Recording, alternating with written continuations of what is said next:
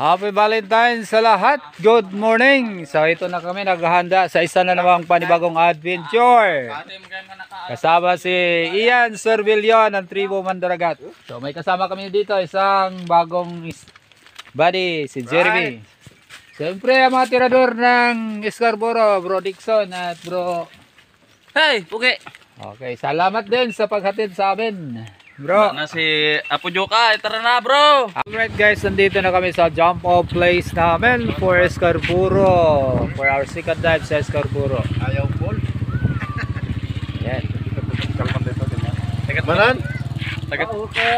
Tagat ulan ng biyaya. Yan. Yan po ang aming Ano ba ito kapitan. ikaw, Rike? Ha? Ano ikaw, Rike ba? Ha? So, siyempre kasama natin si Bro Ian para sa kanyang first adventure. Sa Tribo Mandaragat. 2024 first adventure na malayo. Alright. Alright, rock and roll. Ayan mga lods, on board na tayo sa ating sasakyan papuntang Scarborough. Legendary Joe. Maganda na tayo sa paglaot. So, wish us luck. Pray for us. Thank you, thank you. Start na ang aming journey. A 120 miles journey to the West Philippine Sea, Baho de Masinloc or the Scarborough Shoal.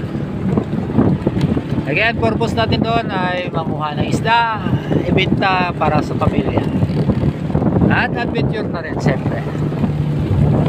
So, yan po. Yan si Bro Ian ng Tribo Mandaragat, Dixon Dumaran, Bro Jeremy. Dadaan pa kami ng Zambales, may mga kasamaan pa kami doon na pupuntahan. Okay. See you next 2 weeks. So ito na po yung tulugan natin guys sa journey na to. Tuyan lang tayo dito sa Halo.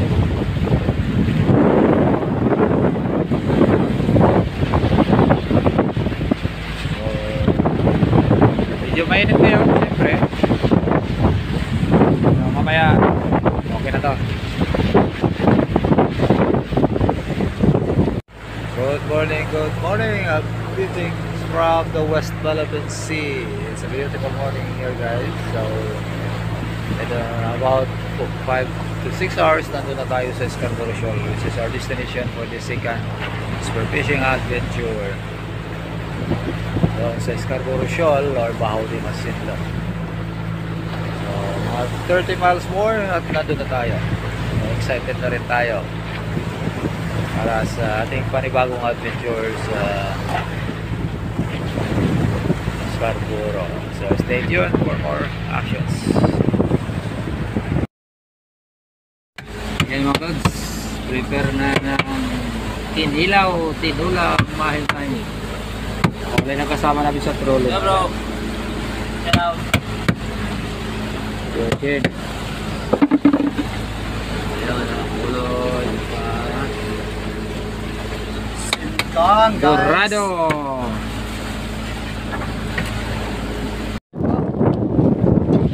Welcome to Scarborough Shoal. Yan po ang ating seafire. BRP Tamplot.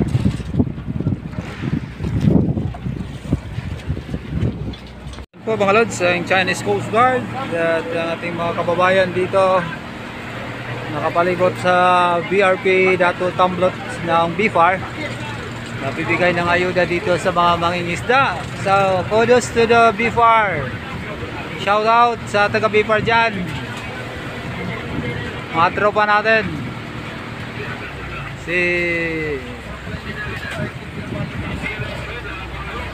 Guys, fluvial pa rin tayo.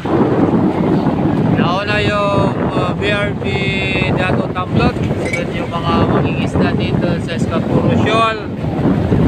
At siyempre dito pa huli ang Chinese Coast Guard at Chinese Militia. Nandito pa rin sila. Ayan po. Sa kabila yung isa.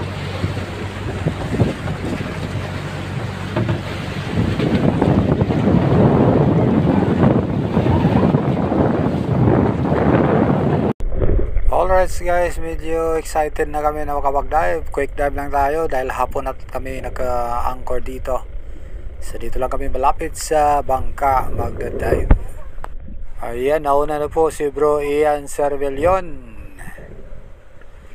Mag-explore pa siya sa spot na to. Good luck bro, shoot the big ones. Keep safe.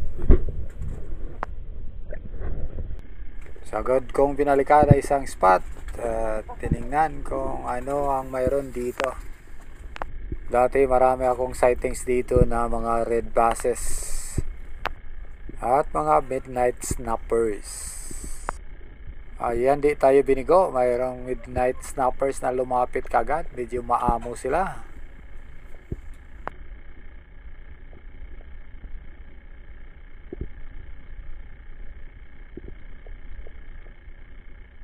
Finally, may lumapit din. Ayan, stone shot yan mga lods. Using my RA160 carbon.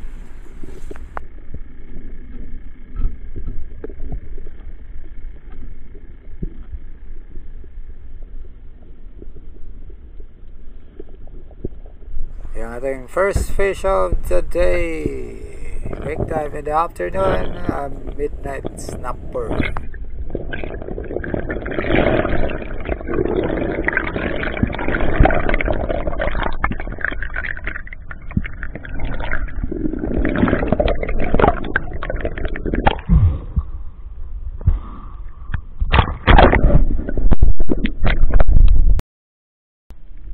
Nakailang drops din tayo hanggang sa may makita tayong isang dugtot tuna. Agad natin itong binabahan. Ngunit medyo lumayo ito sa atin, pero hinabol natin at tinira. Napakaganda naman ang holding shot nito. Hindi natin mapigilan ang drag. Ayan, binitawan natin ang ating pana. Naka float line naman tayo. Nag-lock kasi ang reel, so hindi na natin mahila. Napakalakas talaga ang isdang to.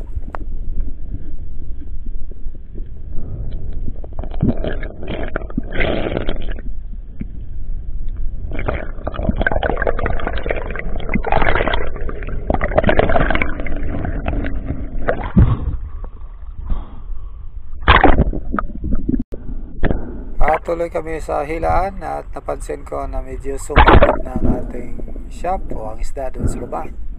At di na natin ito mahila. Ngunit ilang sandali pa, nahila na rin natin ito pero wala na ang isda. At may naiwan na lang na kunting laman doon sa flopper natin. Maganda na naman sana ang tama dito. At mali tayong bumaba at nagpatuloy sa ating ginagawa na paghunting.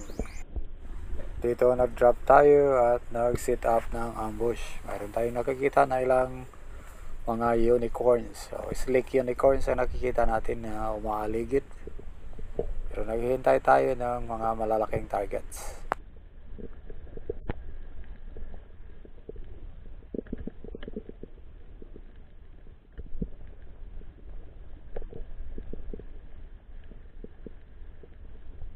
At dito din natin namalayan na may dumaan na pala sa taas natin na mga dugtot tunas. Buti na lang bumalik ito at dito. Ayan, naka stone shot po tayo. Medyo maliit nga lang pero napakaganda ang patama natin. Stone shot po yan mga lods. Nasa 4 to 5 kilos yata ang isdang ito. So ito ang ating second fish of the day. Isang dugtut tuna.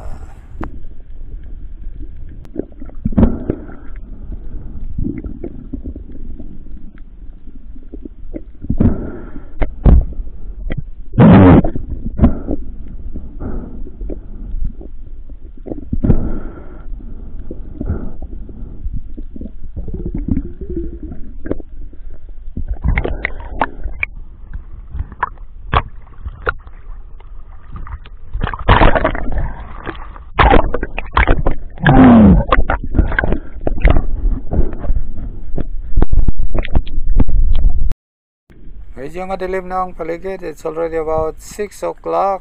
So ayan, bumaba pa rin tayo at dito nag-set up tayo ng ambush. So di na makikita sa cam natin ang mga isda sa paligid, pero mayroon pa naman dito. At dito may naaninag tayo na dahan-dahang umakyat at lumapit sa ating posisyon. Kaya minabuti natin na maghintay na lang at hayaan itong makalapit para makuha natin ng magandang shooting range.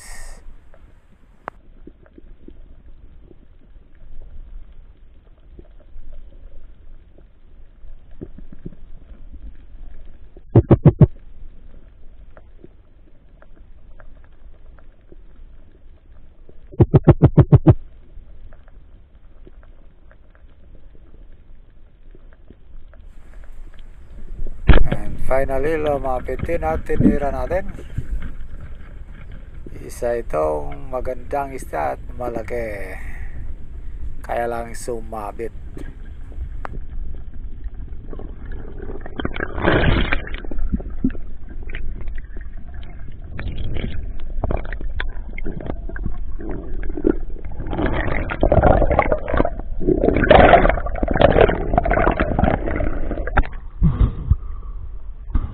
So mga takot, nag-relax at after that makakuha tayo ng magandang pahinga. So bumalik tayo. So talagang madilim na ang paligid mga lods. At dito hindi naman tayo nahirapan at na-retrieve din natin. So yan, paangat na tayo. Ito ay isang 10 kg red bass.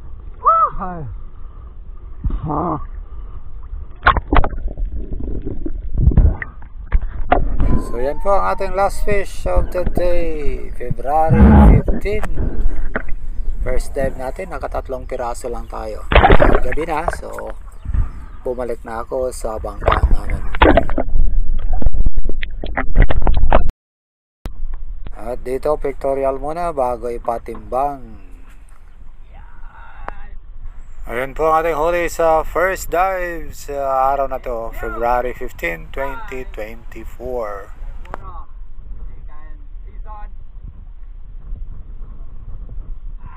Dito titimbangin muna natin ang ating red bass.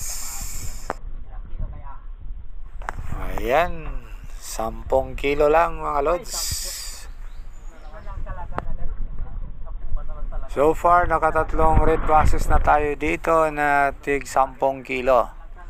Dalawa sa ating first spearfishing adventure at isa nadagdag sa second.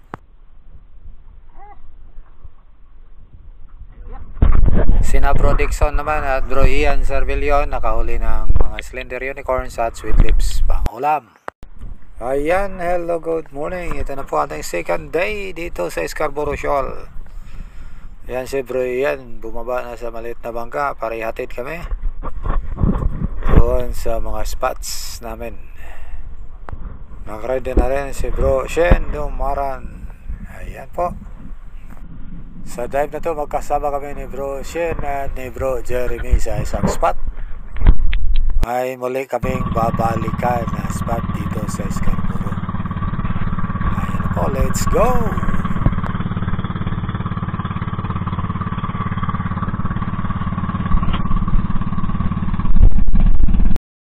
At dito warm up drop tayo using my RA160. So dito muna tayo sa mababaw na bahagi ng isang spot. Dito tayo mag-set up ng ambush.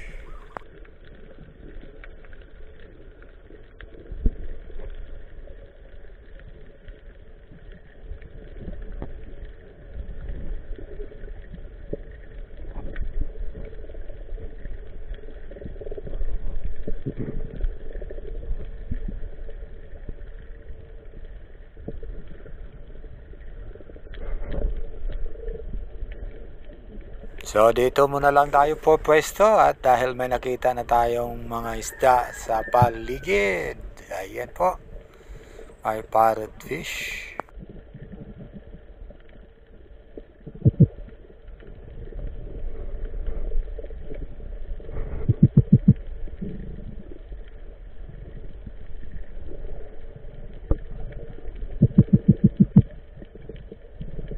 At dahil kinapos na tayo sa hininga at lumapit yung parrot fish, so yan na muna ang ihirita natin. Ayan, sapol mga lods. Sorry parrot lovers. Yan po ang ating first fish of the day. Dito mabanti tayo ng kaunti at may binabaan tayong isang spot at may nakita tayong magandang isda sa baba.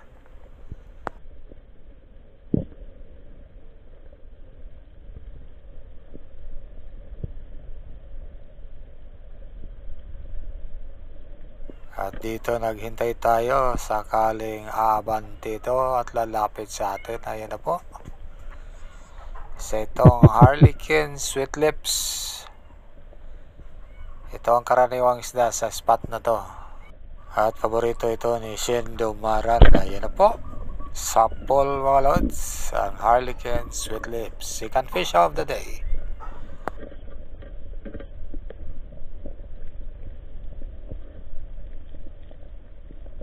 So hindi na nakagalaw. Spine shot po yan. Good size na rin.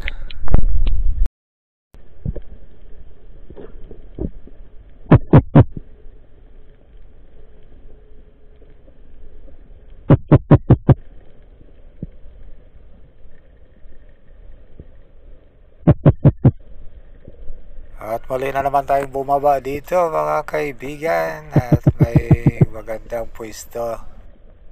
So dito tayo mag-set up ng ambush kung ano man ang mayroon na lalapit sa atin.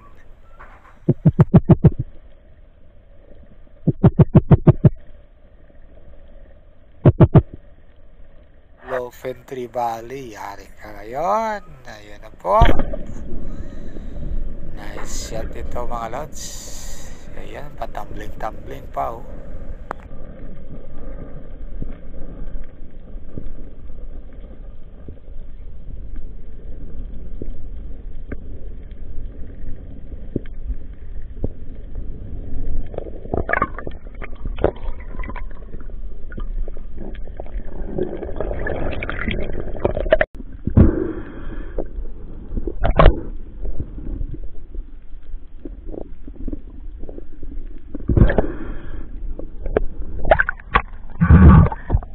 So ito ang ating third fish of the day, isang Lofentry Valley.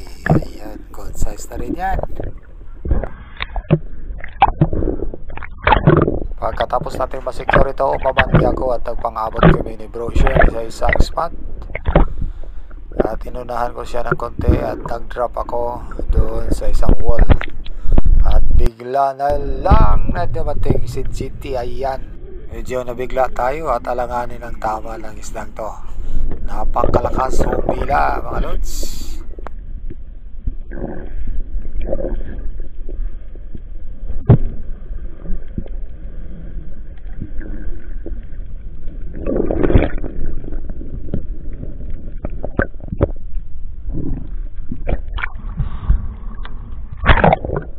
At ayan, bumaba si Bro Shen at sinubukang hilahin pero hindi niya kaya suminyas ako na umanabilan at ako nang bahala. Focus na lang siya sa second shot.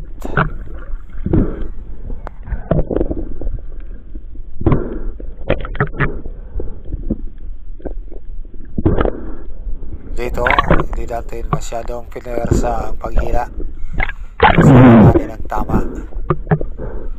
Medyo humihina na ang isda at naghintay na lang tayo na magka second shot si Bro Shen.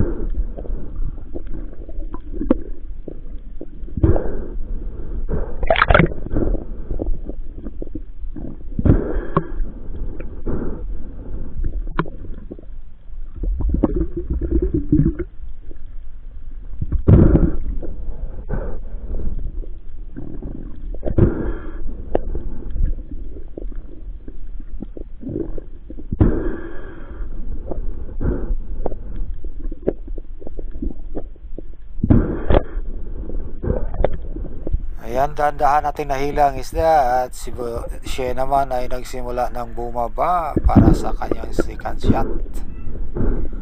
Alalay lang ang ginawa natin dito para makatama ng maayos si Bro Shen. Mahirap po ang second shot mga lods, lalo na kung magalaw ang isda. Ayan, finally na second shot na. Woo! Thank you. Ayan, secure na po ang ating GT. Ayan po, sadyang manipis ang patama natin dito, pero secure din naman. Pero mas secure ito dahil nakasikan shot si Bro Shen Domaran. Thank you so much, bro.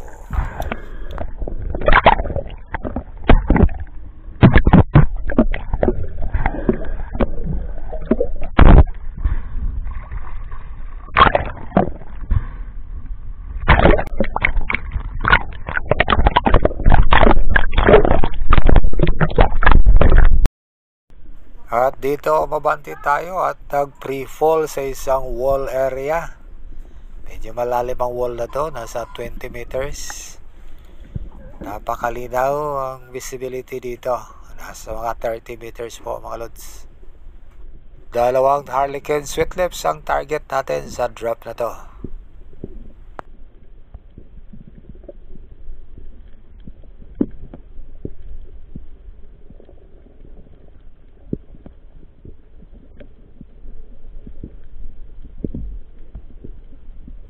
Slowly but surely ang approach natin para makatama ng maayos. Ayan po, sa pole.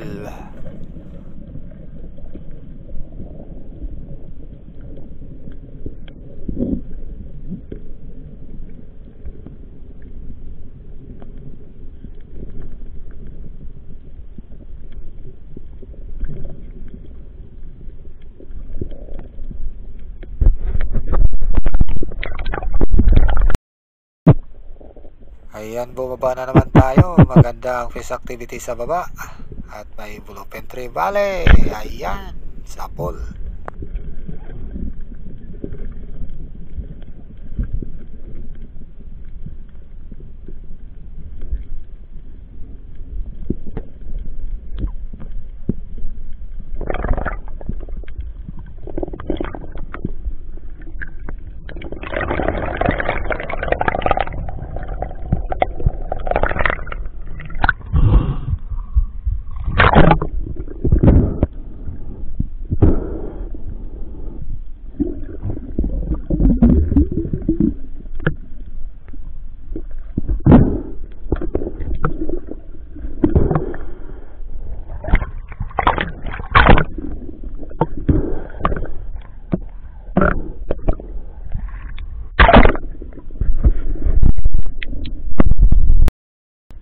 Isa na namang Bluefin Tree Valley ang binabaan natin. Napakakulit nito.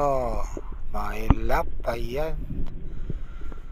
Pero ayan, yari pa rin yan sa ating 160 RA.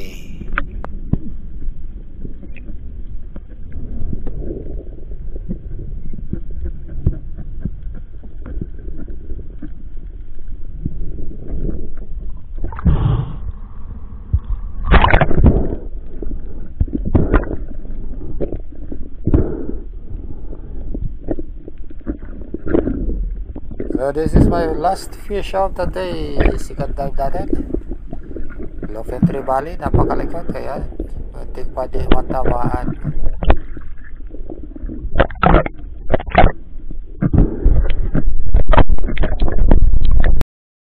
So pictorial time with Bro Shen Domaran.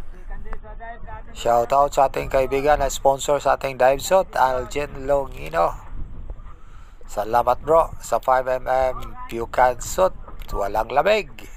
Ayan si Bro Shen, harvest din siya mga lods. Paborito talaga niyang target sa mga sweet lips. Dami ding huli si na Bro Dixon at Ian, ngunit nahuli na sila sa dating kaya wala tayong video.